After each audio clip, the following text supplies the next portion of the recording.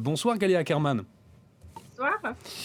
Vous êtes chef du bureau Russie de la revue Politique Internationale, rédactrice en chef également du desk Russie. Première question, avec vous Volodymyr Zelensky, on l'a entendu, s'est indigné de la position de l'OTAN de ne pas vouloir mettre en place donc cette zone d'exclusion aérienne. Message d'espoir également aux Ukrainiens. De notre côté, il reste dans sa posture qu'il a endossé, le costume qu'il a endossé, celui de chef de guerre des Ukrainiens. Oui, et je pense que même si c'est un acteur à l'origine qui a fait sa carrière en tant qu'acteur, maintenant, c'est pas simplement il a endossé le costume, mais il est entièrement fusionnel avec ce rôle. Et les gens, dans ces moments critiques, ils sentent si c'est faux ou si c'est pas faux. Et on a l'impression, en l'écoutant, surtout moi, je peux l'écouter en russe et en ukrainien, je comprends parfaitement qu'il dit vrai, qu'il dit ce qu'il sent. Et c'est très, très important. C'est pour ça que votre correspondant parlait de sa popularité. Vous savez, il a refusé d'être exfiltré. Il a dit qu'il n'a pas besoin de taxi, mais d'armes.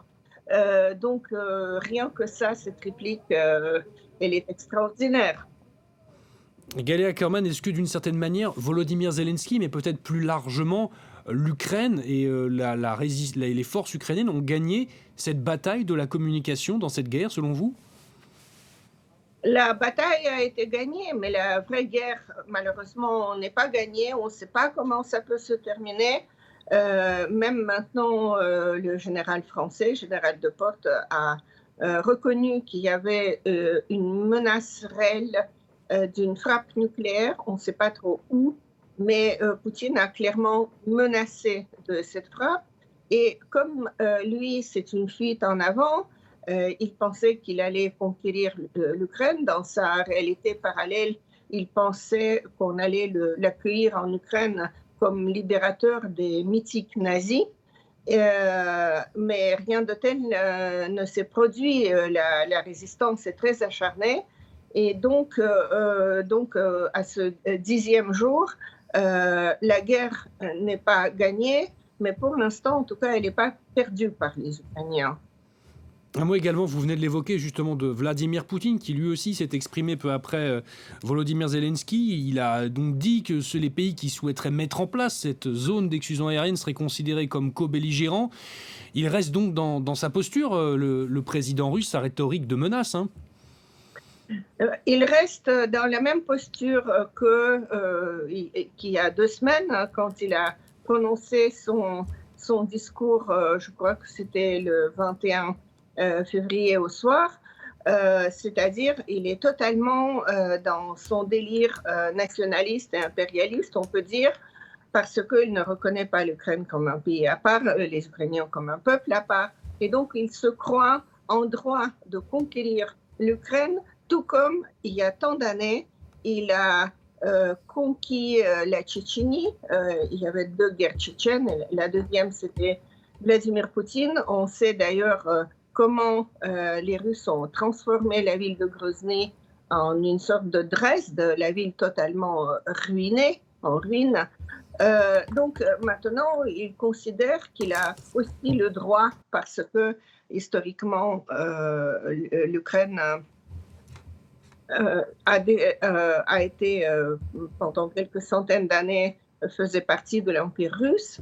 Donc, il se considère d'agir, en droit d'agir comme si c'était son territoire à lui, et comme s'il essayait de mater un pays indépendantiste, si l'on peut dire. Dernier mot avec vous, Galia Ackerman. Est-ce que cette position de Poutine, on a vu des réactions d'opposition à cette guerre aussi en Russie, est-ce que Vladimir Poutine peut être fragilisé? Est-ce que, à terme, peut-être, on pourrait éventuellement assister à une révolution de palais, comme on dit en Russie, peut-être? Personnellement, je pense que c'est la seule solution, parce qu'en termes de liberté, c'est la nuit noire qui est déjà descendue en Russie. On a fermé même les médias qu'on n'a pas touchés pendant des dizaines d'années, comme l'Écho de Moscou, comme la chaîne de télévision Dost. Maintenant, il n'y a plus de Facebook en Russie, il n'y a pratiquement plus de Twitter. Toute l'information que les médias russes donnent, ce sont des informations tout simplement fausses. Et donc, les gens ne comprennent même pas et ne peuvent pas comprendre ce qui se produit. Eux, ils ne voient pas les images de civils détruites. C'est toujours des mensonges sur les frappes chirurgicales, uniquement sur des infrastructures militaires.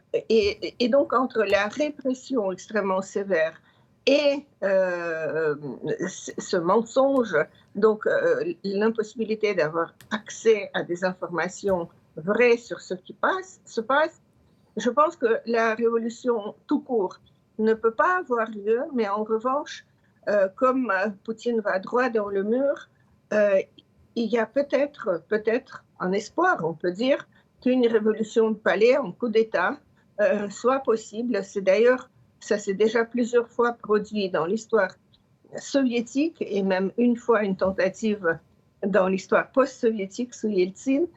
C'est-à-dire, tant qu'il n'y a pas de vraie démocratie, en fait, on peut se débarrasser d'un tyran uniquement par une révolution de palais. Merci beaucoup, Galia Ackerman, pour tout cet éclairage et ces précisions. Je rappelle que vous êtes chef du bureau Russie de la revue Politique Internationale.